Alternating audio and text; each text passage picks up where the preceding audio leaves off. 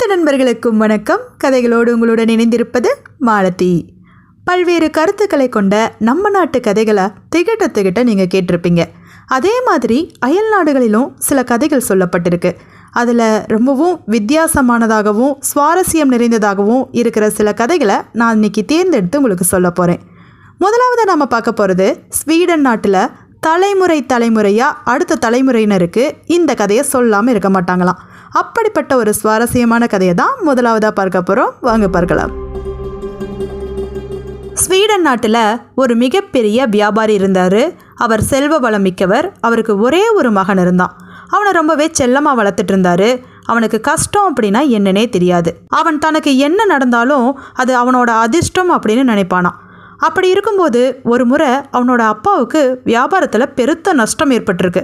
அதை பார்த்துட்டு இருந்த அவன் இதுவும் நம்மளோட அதிர்ஷ்டம்தான் அப்படின்னு சொல்ல அவங்க அப்பாவுக்கு பயங்கரமாக கோபம் வந்துடுச்சு. உனக்கு கஷ்டம்னா என்னன்னே தெரியாமல் வளர்த்தது என் தப்பு தான். நீ வெளியில் போய் கஷ்டப்பட்டாதான் உனக்கு எல்லாமே தெரியும் அப்படின்னு வீட்டை விட்டு துரத்தி விடுறாரு. வீட்டை விட்டு வெளியில் போன அவன் ஒரு படகை பிடிச்சி வேறொரு நாட்டுக்கு போகலான்னு கிளம்பிக்கிட்டு இருக்கான். அப்போது படகுல போயிட்டு இருக்கும்போது நடு கடலில் அந்த படகு காற்றினால் கவிழ்ந்துருது. அப்படியோ தப்பிச்சு பக்கத்தில் இருக்கிற ஒரு தீவுக்கு போய் சேர்றான். அங்கே போய் அவன் என்ன தெரியுமா நினச்சான், இதுவும் நம்மளோட அதிர்ஷ்டம்தான் அப்படின்னு நினச்சானான். அதுக்கப்புறம் அங்கிருந்து பழங்களை பறித்து சாப்பிட்டுட்டு கொஞ்ச நாள் அந்த தீவிலேயே சுற்றிட்டு இருந்திருக்கிறான். பக்கத்தில் ஒரு ஓடை இருக்கிறத பார்த்து ஆச்சரியப்பட்டு அந்த ஓடையில் போய் தெளிந்த நீரை எடுத்து குடிச்சிருக்கான். என்னாச்சு? அவன் உடனே குரங்கா மாறிட்டான். அது ஒரு மந்திர ஓடை போல இருக்கு. குரங்கா மாறினாவே சும்மா இருக்கல, இதுவும் தன்னோட அதிர்ஷ்டம் அப்படின்னு நினச்சிக்கிட்டு அங்கே மரத்துக்கு மரம் தாவிட்டு இருக்கான். அப்போ அங்கே ஒரு நீல நிற மரத்தை பார்க்குறான். நீல நிற மரத்தோட உச்சியில் நீல நிறத்தில் பழங்கள் இருக்குது. அந்த பழங்களை போய் பறித்து சாப்பிட்லான்னு போய் பழங்களை பறித்து சாப்பிட்ட உடனே அவன் மனிதனாக மாறிட்டான். ஆச்சரியப்பட்ட அவன் அந்த பழங்களில் சிலதை பறித்து தன்னுடைய கைப்பையில் வச்சுக்கிறான். அதுக்கப்புறம் மூங்கில் குடுவையை எடுத்து அந்த ஓடை நீரை கொஞ்சம் எடுத்துக்கிறான். இது ரெண்டையும் எடுத்துக்கிட்டு கால் போன போக்கில் போய்கிட்டே இருக்கான். அப்படியே போய் ஒரு நாட்டோட கரையை அடைகிறான். அங்கே ஒரு நந்தவனம் இருக்குது. அதில் சுகமாக படுத்துறங்களான்னு அந்த தண்ணீர் குடுவையை பக்கத்தில் வச்சுட்டு தூங்கிட்டு இருக்கும்போது காற்றடித்து அந்த தண்ணீர் குடுவை பக்கத்தில் இருக்கிற குளத்தங்கரையில் விழுந்துருது. அந்த குடுவையில் இருக்கிற தண்ணீர் முழுக்க அந்த குளத்தங்கரையில் விழுந்துருது. அது தெரியாத அவன் நல்லா தூங்கிட்டு இருக்கான். கொஞ்ச நேரத்தில் அந்த நந்தவனத்தில் காப்பாத்துங்கன்னு சத்தம் கேட்குது. எழுந்து பார்த்தா சில பெண்கள் ஓடி வராங்க. அவங்க கிட்ட என்னன்னு விசாரிக்கிறதுக்கு முன்னாடியே அவங்க அரசர்கிட்ட போய் எப்படியோ இளவரசி குளத்தங்கரையில் குடிக்க போனபோது குரங்கா மாறிட்டாங்க அப்படின்னு சொல்லி ஆச்சரியப்படுறாங்க. இதை பற்றி தான் இவனுக்கு நல்லா தெரியுமே. இவன் கொண்டு வந்த மூங்கில் குடுவையில் இருந்த தண்ணி தான் குளத்தங்கரையில் கலந்தனால அதில் இறங்கினதையும் இளவரசி குரங்கா மாறிட்டா. இந்த கதை தெரிஞ்ச இவன் அரசர்கிட்ட போய் பேசலான்னு போகிறக்கு முன்னாடியே அரசர் ஒரு அறிவிப்பு தராரு. இதை மட்டும் சரி பண்ணிட்டா அவங்களுக்கே என் பெண்ணை கட்டித்தரேன், இந்த நாட்டோட ராஜ்யத்தையும் கொடுக்குறேன் அப்படின்னு சொல்கிறாரு. ரொம்பவே மகிழ்ந்த அவன் தான் கிட்டே இருக்கிற அந்த பழங்களை கொண்டு போய் அந்த குரங்கா மாறின இளவரசி கையில் கொடுக்குறான். அந்த குரங்கா இருக்கிற இளவரசி வேகமாக அதை சாப்பிட மீண்டும் இளவரசியாகவே உருமாறுறா.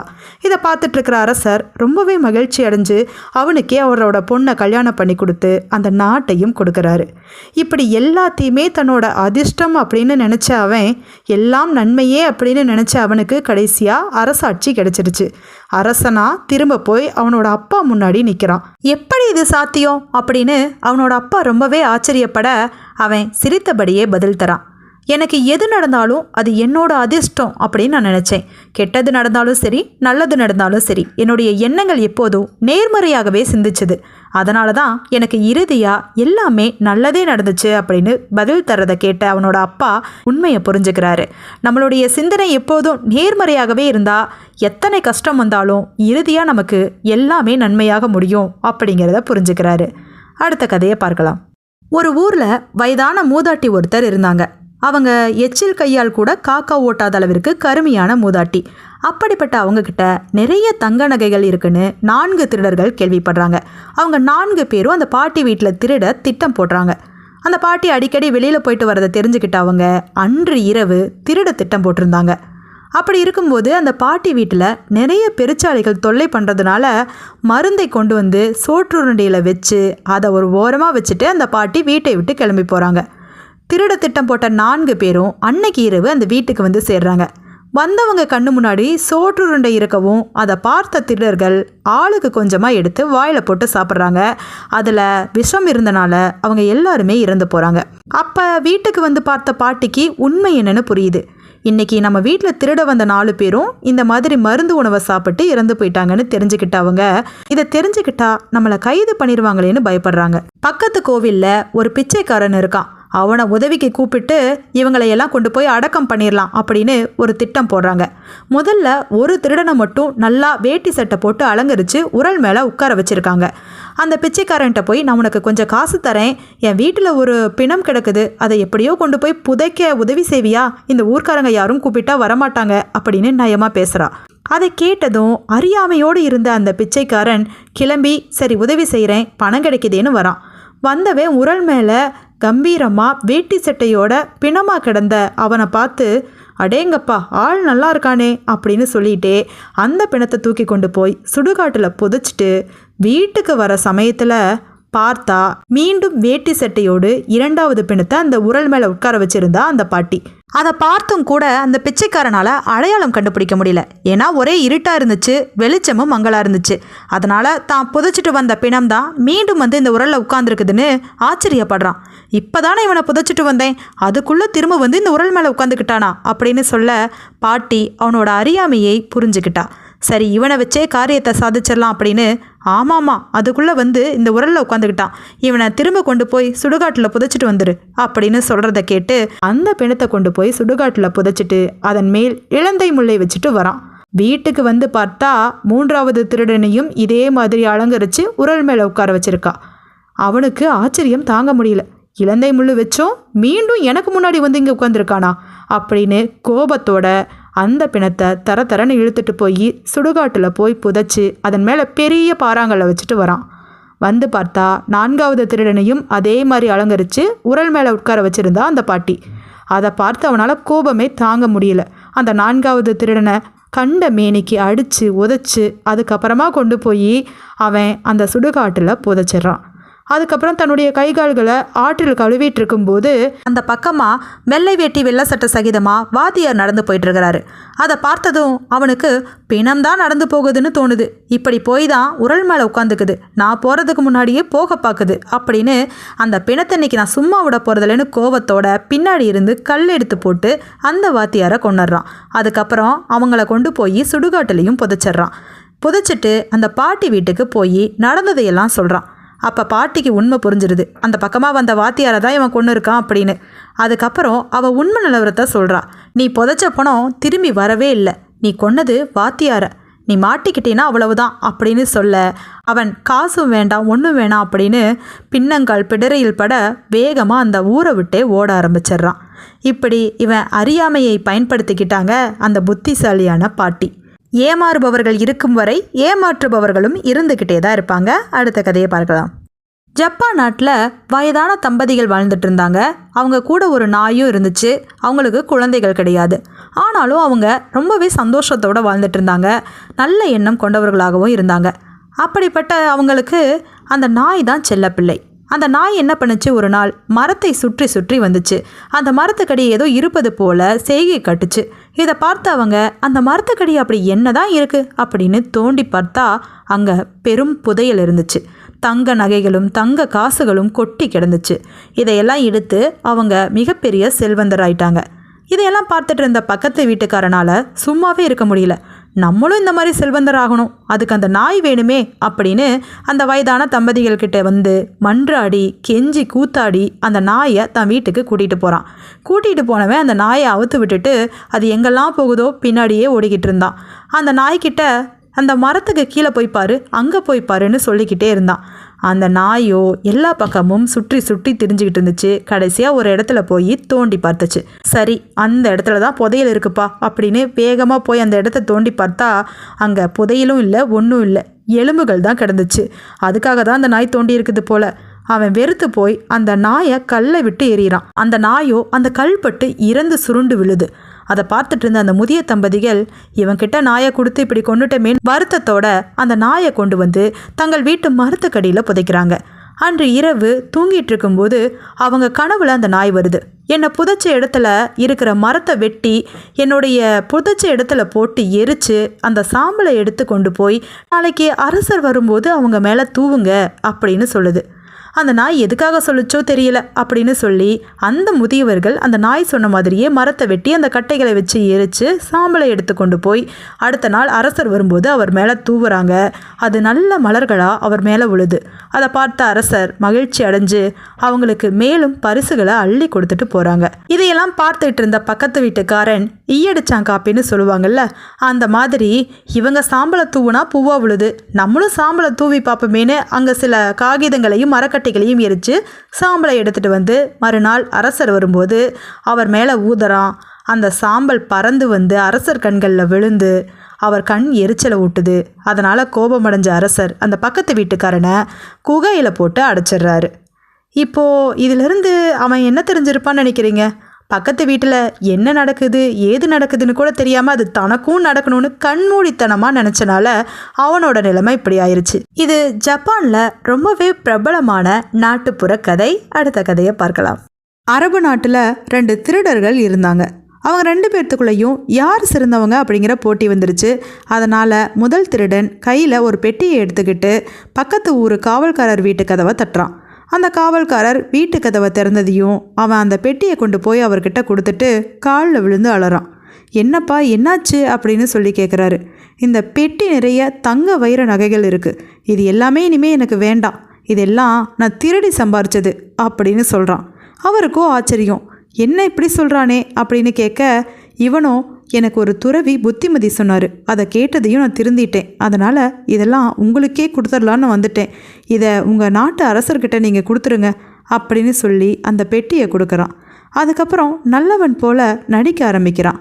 எனக்கு இனிமே எந்த ஒரு தொழிலும் செய்ய முடியாது, என் கையில் இருந்த எல்லாத்தையுமே கொடுத்துட்டேன், இனி திரும்பி கடவுளை வழிபட போகிறதுக்கு கூட காசு கிடையாது, அதனால் நீங்கள் பார்த்து எனக்கு ஒரு 1000 தினார்களை தந்தீங்கன்னா நான் வாங்கிக்கிட்டு கிளம்பிடுவேன், இது எல்லாமே அரசர்கிட்ட எப்படியாவது ஒப்படைச்சிருங்க அப்படின்னு மீண்டும் நல்லவன் மாதிரியே நடிக்கிறான்.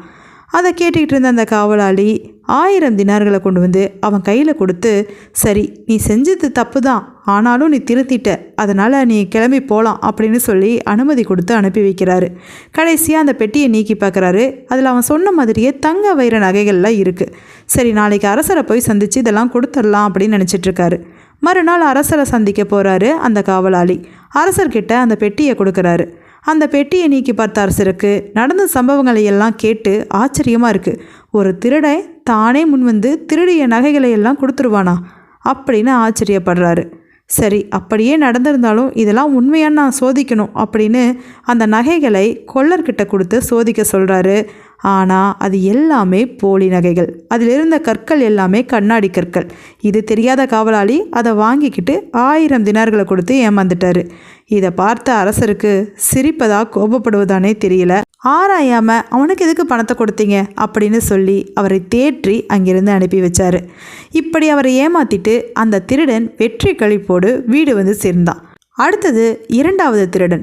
2வது திருடன் எங்கே போகிறான் அப்படின்னா பயணிகள் எல்லாம் தங்கியிருக்கக்கூடிய விடுதி.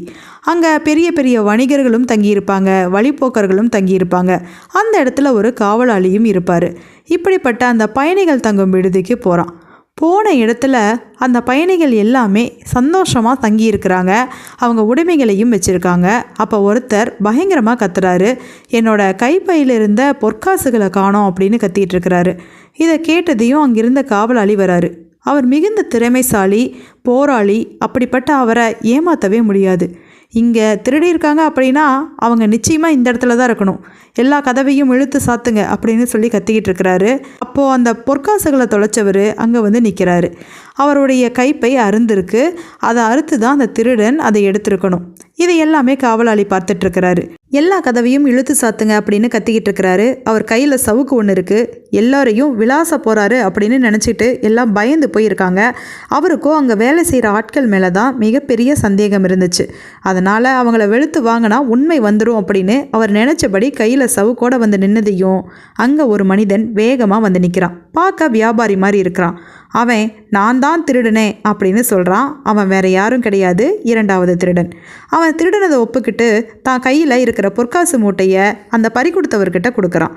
அவரும் வாங்கி பத்திரமா அந்த கைப்பையோட கிழியாத பக்கத்தில் வச்சுக்கிறாரு.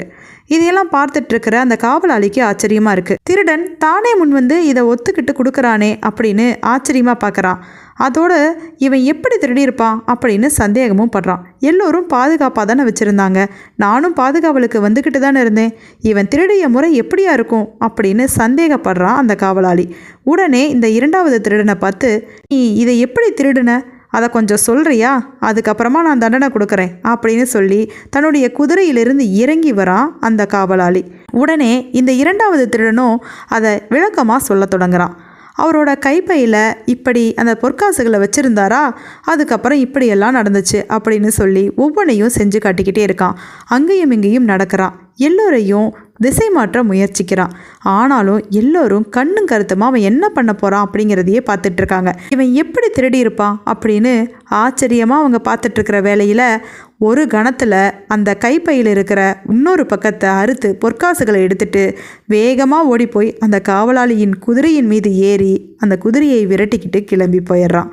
இதை பார்த்துட்ருக்கிற காவலாளிக்கோ தாங்க முடியாத கோபம். தன் கண் முன்னாலேயே இப்படி ஏமாற்றிட்டு கிளம்பி போயிட்டானே அப்படின்னு வெறிக்க பார்த்துட்ருக்கிறாரு. இப்படி அங்கிருந்து அதை பிடுங்கிட்டு வீடு வந்து சேர்றான் இரண்டாவது திருடன். இவங்க ரெண்டு பேர்த்துக்குள்ளேயும் இப்போ யார் சிறந்தவங்க அப்படிங்கிற போட்டி இருக்குது இல்லையா. இதில் யார் சிறந்தவங்கன்னு கேட்க அவங்க இன்னொரு திருடன்கிட்ட போகிறாங்க. அவன் தான் இவங்க ரெண்டு பேருக்குமே தலைவன். அவன்கிட்ட போய் நடந்ததையெல்லாம் சொல்ல அவனும் இரண்டாவது திருடனே சிறந்தவன் அப்படின்னு தீர்ப்பு தரான். ஏன்னா அவன்தான் எல்லோரோட கண் முன்னிலையிலும் எல்லாருக்கும் தெரியும்படி திருடிட்டு வந்தான். ஆனாலும் அவன் யார் கையிலும் சிக்கலை. அதனால் அவனே சிறந்த திருடன் அப்படின்னு தீர்ப்பு கொடுக்குறாங்க. அடுத்த கதையை பார்க்கலாம். ரொம்ப காலத்துக்கு முன்னாடி ஒரு அரசன் தன்னோட அழகை பற்றி பெருசாக கர்வம் வச்சுருந்தான். எப்போதும் கண்ணாடி முன்னாடி நின்று தான் தான் சிறந்த அழகன், கம்பீரமானவன், வீரமானவன்னு தன்னை பற்றி புகழ்ந்து பேசிக்கிட்டே இருப்பான். அதனால் மற்றவர்களை அவன் மதித்ததே கிடையாது. அழகு தான் வாழ்க்கைக்கு முக்கியம் அப்படின்னு நினச்சிக்கிட்டு இருந்தான். அப்படிப்பட்ட அந்த அரசன் ஒரு நாள் கண்ணாடி முன்னாடி நின்று தன்னை பற்றி புகழ்ந்து பேசிகிட்டு இருக்கிறத அங்கே வந்த ஒரு சிறிய தேவதை கவனிக்குது. இவனோட கர்வத்தை அடக்கியே தீரணும் அப்படின்னு சொல்லி அவனோட காதுகளை கழுதை காதுகள் மாதிரி மாற்றுது. அதை பார்த்த உடனே அரசனுக்கு தாங்க முடியாத சோகம் வந்துடுது. நம்முடைய அழகுக்கு இப்படி ஒரு குறை வந்துருச்சே, நம்ம இனிமேல் எப்படி வெளியில் போகிறது அப்படின்னு சொல்லி அதை மகுடத்துக்குள்ளே வச்சு மறைச்சு பார்க்குறான். அப்போவும் அந்த காதுகள் பெருசாக தெரிய தான் செய்யுது. இதனால் இதுக்கு வேற ஒரு வழியை தான் யோசிக்கணும் அப்படின்னு சொல்லி யோசிச்சுட்டு இருக்கும்போது, சரி இனிமே முடி திருத்துறவங்களால தான் இதை சரி செய்ய முடியும், அந்த மாதிரி ஒரு முடி திருத்துறவனை தனியாக இங்கே வர சொல்லு அப்படின்னு வீரர்களுக்கு அறைக்குள்ளே இருந்தபடியே உத்தரவு கொடுக்குறான். அதே மாதிரி அந்த வீரர்கள் அந்த ஊர்லேயே சிறந்த முடித்திருத்துறவனை அரண்மனைக்குள்ளே அரசரோட அறைக்குள்ளே தனியாக அனுப்பி வைக்கிறாங்க. உள்ளே போய் அரசரோட காதுகளை பார்த்த உடனே அவன் பயந்து போய் வெளியில் ஓடியாரான். அவனை பிடிச்சி முதல்ல சிறைச்சாலையில் அடைக்கிறாங்க. இந்த மாதிரி பல முடி திருத்துறவங்களை அரசன் சிறைச்சாலையில் அடைச்சிட்றான். கடைசியாக தைரியமும் புத்திசாலித்தனமும் நிறைந்த ஒரு முடி திருத்துறவன் அரசரை பார்க்க வரான். அவன் முதல்ல அரசரை பார்த்து பயந்தாலும் என்னாச்சு அப்படின்னு விசாரிக்கிறான். இந்த மாதிரி எனக்கு திடீர்னு காதுகள் பெருசாயிருச்சு, இந்த கழுதை காதுகளை மறைக்கிற மாதிரி நீ ஒரு தலைப்பாகை எனக்கு செய்து தர முடியுமான்னு கேட்க அவனும் உடனே அதுக்கு தகுந்த மாதிரி தலைப்பாகையை செஞ்சு தந்துடுறான். அதுக்கப்புறம் இந்த விஷயத்தை நீ யாருக்கிட்டேயும் சொல்லக்கூடாது அப்படின்னு சொல்ல அவனும் சொல்ல மாட்டேன் அப்படின்ட்டு கிளம்புறான். கிளம்பி போய் தன் மனைவி கிட்ட சொல்ல வாய் எடுக்கிறான். ஆனால் அரசர் சொல்லக்கூடாதுன்னு சொல்லியிருக்கிறாரே அப்படின்னு நாக்க கடிச்சிக்கிறான்.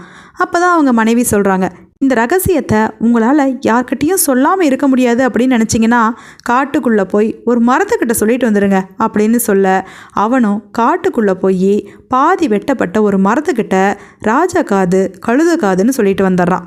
அதுக்கப்புறமா கொஞ்ச நாள் கழித்து விறகு வெட்டி அங்கே போக அந்த மரத்தை வெட்டி எடுக்கிறான்.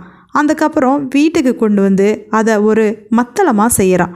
அதுக்கப்புறம் அதை கொண்டு போய் அரசரோட பிறந்த நாள் அன்னைக்கு வாசிக்க தொடங்குறாங்க. வாசிக்க தொடங்கினதுக்கப்புறமா அந்த மத்தளத்துலேருந்து என்ன தெரியுமா சத்தம் வந்துச்சு, ராஜா காது கழுத காதுன்னு. அதை கேட்டதும் ராஜாவோட தலைப்பாகை கலன்று கீழே விழ அவருடைய காதுகள் கழுதை காதுகளாக வெளியில் தெரியுது. அதை பார்த்து மனம் நொந்து போன அரசர் காட்டுக்கே ஓடிடுறாரு. ரொம்ப நாளாக காட்டில் இருக்கிறாரு. அப்போ ரொம்பவே வருத்தப்படுறதை பார்த்த அந்த குட்டி தேவதை அவருக்கு காதுகளை சிறிதாக்கி தருது. நீ இனிமே கர்வத்தை விட்டொழி அப்படின்னு சொல்லிட்டு போகுது. அரசர் தன்னுடைய காதுகள் பழைய நிலைமைக்கு வந்ததும் தன்னோட கர்வத்தை எல்லாம் விட்டுட்டு இனி நாட்டை கவனிப்போம் அப்படின்னு நாட்டுக்குள்ளே கிளம்பி போகிறாரு. தன்னோட தவறை உணர்ந்து அவர் கைது பண்ணி வச்சிருந்த அத்தனை முடிதிருத்துறவங்களையும் வெளியில் விடுறாரு. அதுக்கப்புறம் நாட்டை கவனிக்கிறது மட்டுமே தலையாய கடமையாக செய்கிறாரு. இது கர்வத்தை விட்டொழிக்க வேண்டும் அப்படிங்கிறக்காக அயர்லாந்து நாட்டில் சொல்லப்பட்ட சிறுகதை. மீண்டும் இதுபோல நல்ல கதைகளோடு சந்திப்போம். நன்றி.